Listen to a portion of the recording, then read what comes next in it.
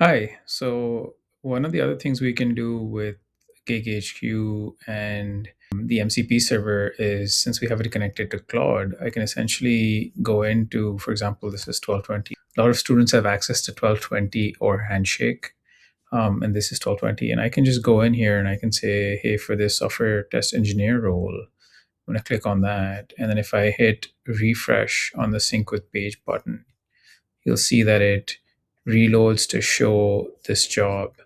And again, I can do the same thing I've been doing before is I can just hit the save this job bookmark icon and immediately get saved into my GigHQ dashboard, which I can show you right here. If I go into my GigHQ dashboard, go under active applications, you'll see it right down here.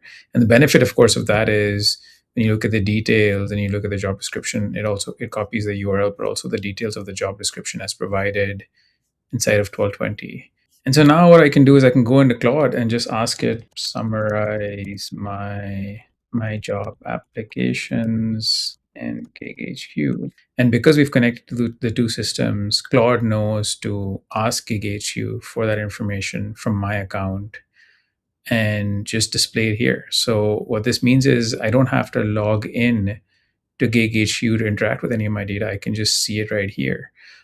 And so this is a summary of all the job applications that are available in my dashboard. And then what I can do is I can say something like, show me my stale job applications. And again, now what it's going to do is it will try to make a determination on which job applications have been sitting without any movement for some time. And then I can act on those, right? And so now maybe here I'm going to say, I am no longer interested in the product manager role at Bob Yard. And so again, what I'm essentially doing is telling Claude that I want to change the status and just mark it as I'm no longer interested. It's asking me to confirm that that's what I want to do. And that'll update GigHQ and that'll just disappear off the list. And now what I can also do is ask it something like, what does GigHQ know about Figma?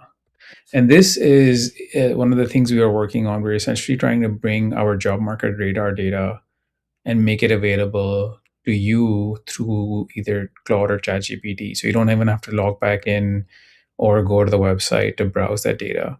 You can basically just ask GigHQ is, hey, in the last recent, it's usually typically returns data for 1 month. So you'll see that it says right here for the last 30 days.